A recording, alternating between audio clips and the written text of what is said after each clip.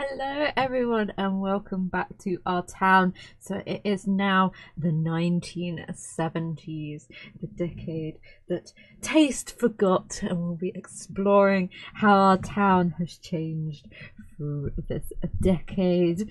So the population in 1970 starts off at 55.66 billion people. By the end of this decade in 1979 we have by 56.25 million people, so not a very big increase during this decade. Life expectancy has risen very slightly to 71.97 years of age, and we are making around 130.7 billion USD for the country. The weather in the 70s, most of it was pretty cold and sunny. We did, however, have the hottest summer on record in 1976, where 15 consecutive days between June and July hit 32 degrees, and we had 16 consecutive days of hitting 30 degrees and 5 days which exceeded 35 degrees as well. So it was a pretty hot summer, and there were lots of water shortages and sorts of fun stuff like that, which doesn't normally happen here in Britain because we normally always have plenty of rain to go around for everyone. As I said before, it was a decade that taste forgot. Lots of browns and yellows and even more ridiculous wallpaper, which you'll see further on into this beautiful depiction of the 70s. We also had things like the first ever computer games like Pong, and we had space voyages, and then in more sort of cultural stuff we had contraception that was introduced in the 60s. By 1974 it became free for everyone to have, so that was a large improvement. We also had the Sex Discrimination Act in 1975 as well, which made it illegal for employers to discriminate based on gender, even though still probably think they do. Even though they're not allowed to admit that, they probably still do. And this was because a lot of people did go on strike due to the fact that women weren't being paid as much as the male counterparts for doing the same job. This also led into the Equal Pay Act that happened in 1970, but it did take 5 years for them to implement this because obviously people probably weren't very willing at that time to give equal pay, because it would be mean paying people properly. However, women were still the main caregivers at home, despite the majority of them actually having full-time jobs and then having to come home, cook and clean and maintain the house, look after the kids and do everything and be amazing while while holding down a full-time job, which would probably be pretty impressive. There were lots of changes in the economy. There was a serious economic crisis at the early part of this decade. Mass unemployment hit over 1 billion, and in 1975, which was about 5% of people were unemployed. The kind of economic crisis happened because there was a 70% increase in oil prices in 1973, so that drove up coal and oil and all things started to collapse. There was the decimalization of the currency as well, so we're going from pounds, pence and shilling to pounds and pence. I think that's, yeah, I don't think we had pence before, then we went to pence, so it's 5p's, 10p's instead of shillings and halfpence and bizarreness. There's also had a lot of triggered lots of strikes and protests because of the unemployment. There were lots of marches. This even include people who collected the rubbish, ranging all the way through to the coal and the iron industry, which is synonymous with the 1970s. A lot of depictions of the 70s is of the coal miner strikes, and they got pretty violent at times. It also led to a 3-day working week, as they didn't have enough electricity to go around because it was being powered by the coal plants. So if the coal plants weren't working, nobody else was working either, which was pretty annoying. This also meant school closures as well, so it disrupted a lot of different things. And there was lots of confrontation with the police at that time as well, especially with the strikers. There were also high levels of police racism at this time, which caused further divides in societies, especially in places like Notting Hill, like a few decades before we had riots, and then we had even larger scale riots in the 70s as well. And we also had, at the end of the 70s, lots of civil riots because of a group called the National Front, which was a hard right stancing party that near enough Nazism and people were protesting against racist movements and having opposing marches and things like this. Dissent was ripe during this era, and some young people decided to embrace this fully, and this kind of gave birth to the punk culture that appeared in the 70s. This was a culture that aimed to shock with extreme hairstyles and piercings. We had young activists that took up causes against the establishment, and also new political parties that emerged at this era, in this decade as well. And this was the People's Party, which is now known as the Green Party, which really reminds me of what's actually happening at the moment with the divide of the Labour Party and some of the Conservatives as well. So strange times all round. And there was a lot of, they were known for their sustainability and their ecological tone and policies as well that they introduced. People started to actually go even more extreme than the Green Party and start to live in communes as well. So this was a very hand-to-mouth way of living without traditions and power structures and marriage and all sorts of stuff like that. So it's very, very free living and anti-establishment. We also had the IRA active at this time, and they would be over the next decade as well. And they were Irish National League, who bombed over 40 different places and largely known for the disruption that they caused, not just in Ireland but all over the country as well. The goods sector in the UK, we had 64% of people owning a washing machine now. By 1978 we had VHS tapes, and if you're not old enough to know what a VHS tape is, it is what we had before your digital box recorder. You put in a massive black tape and you could record your TV program, and you had to beware of re-recording over stuff that you wanted to watch. And we also, in 1979, we had the Sony Walkman, so you could finally take your cassette tapes around with you and listen to your music.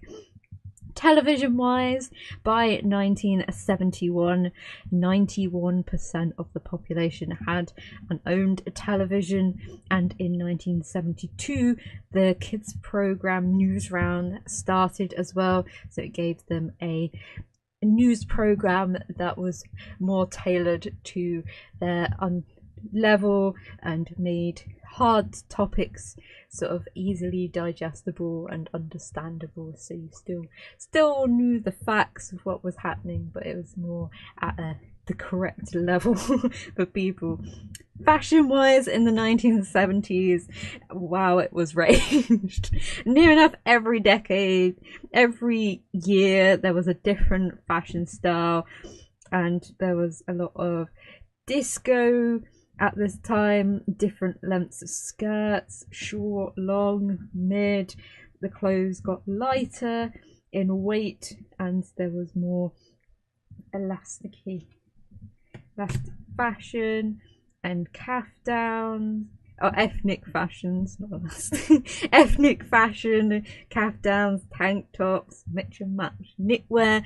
But the main fashion of each year, so in the 1970, we had the hippie chic, so that's all your caftans, and spilling over from the 60s as well. In 71, we had the introduction of platform boots, and they were high and lovely and plastic. In 72, we had the coifs, so the type of hairstyle. In 73, we had glam rock, and we'll talk more about that in the music section, because that's when all that kicked off. In 74, we had birthday suits. In 75, we had perms, wonderful. In 76, we had punk. In 77, we had flares, trousers, which are strangely back in fashion at the moment. And in 78, we had lucid. And in 79, we had designer jeans, which is so exotic for 79. Probably ending up in the 80s, where all the brands come in.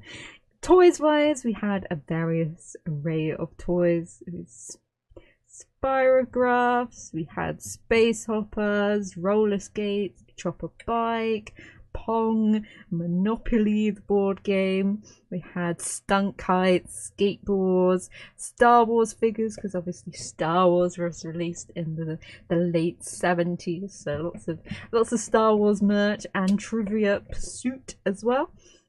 So music wise, one of the first new and big sounds was glam rock. So we had people like David Bowie, Elton John, Gary Glitter being the big names of that, and the fashion that came along with it. So they wore platform boots, sequins, nail polish, had colourful hair, kind of quite liberating and different from the current climate of the 70s itself. And then the second wave, we obviously have the punk era with the Sex Pistols and the Clash and the classic song God Save the Queen as well. We also have other bands around at this time like T-Rex and Slade, ABBA, who won the Eurovision Song Contest down in Brighton.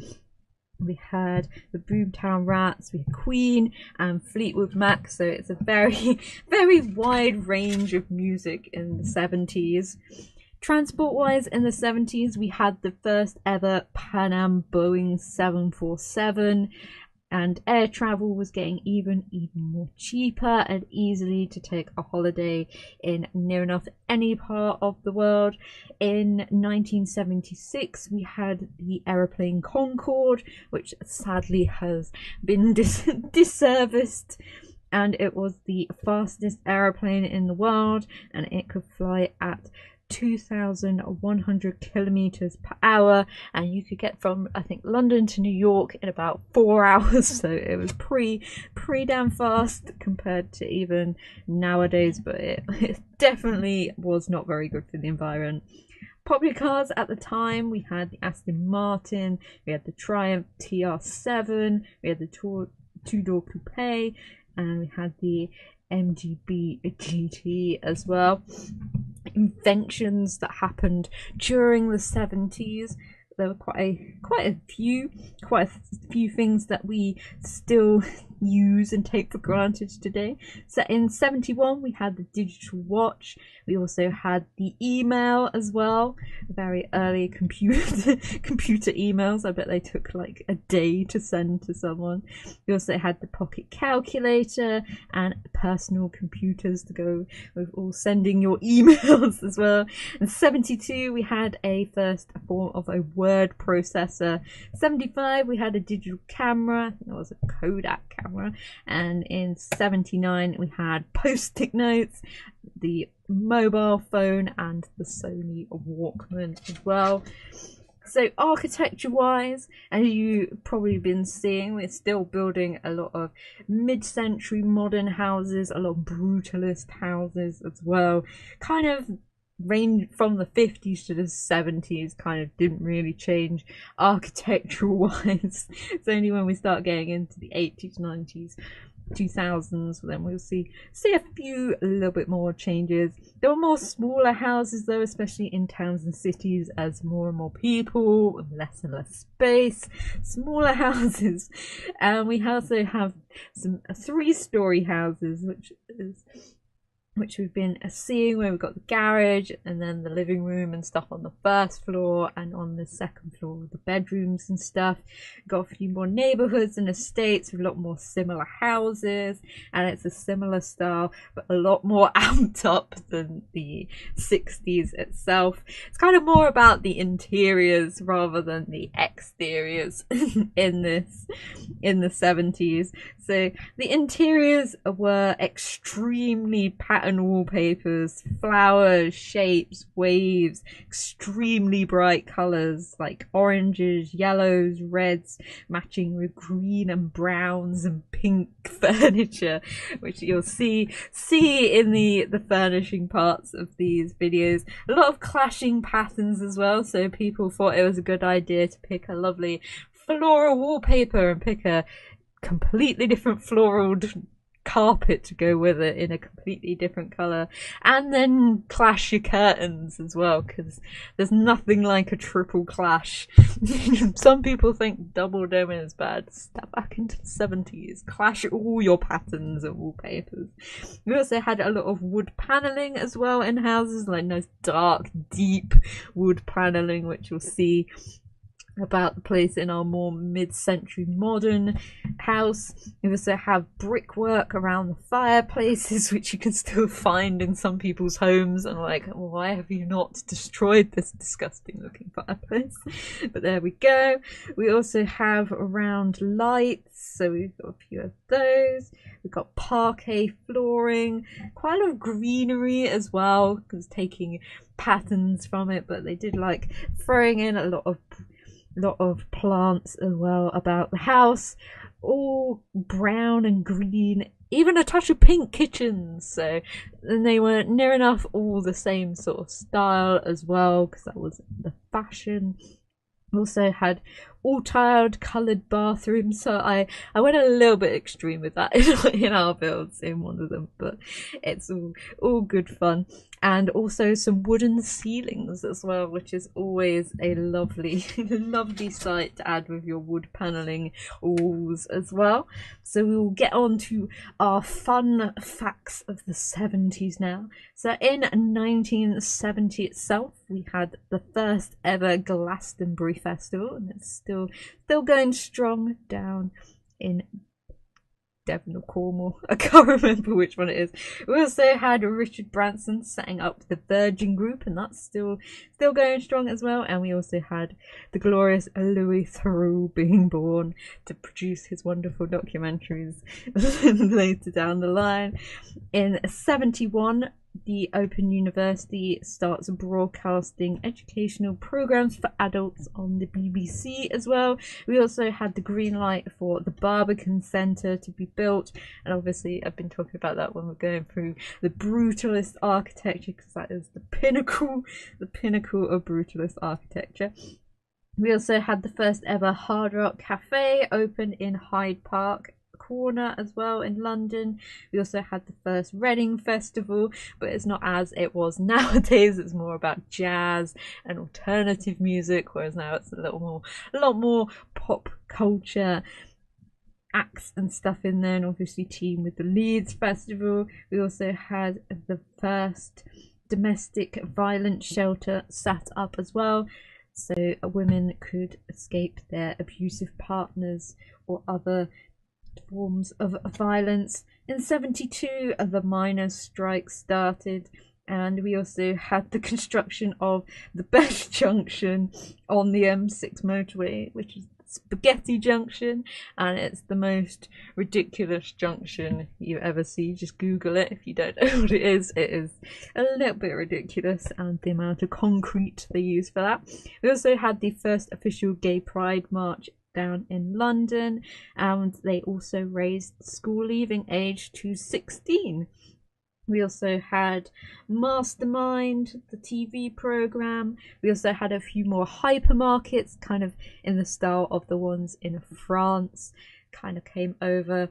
We also had the foundation of Aardman Animations, and they obviously go on to make things like Wallace the Gromit, and I can't remember the one that Eddie Redmayne was in the other year with Tom Hiddleston being French. It's very peculiar. And we also had the publication of Watership Down as well.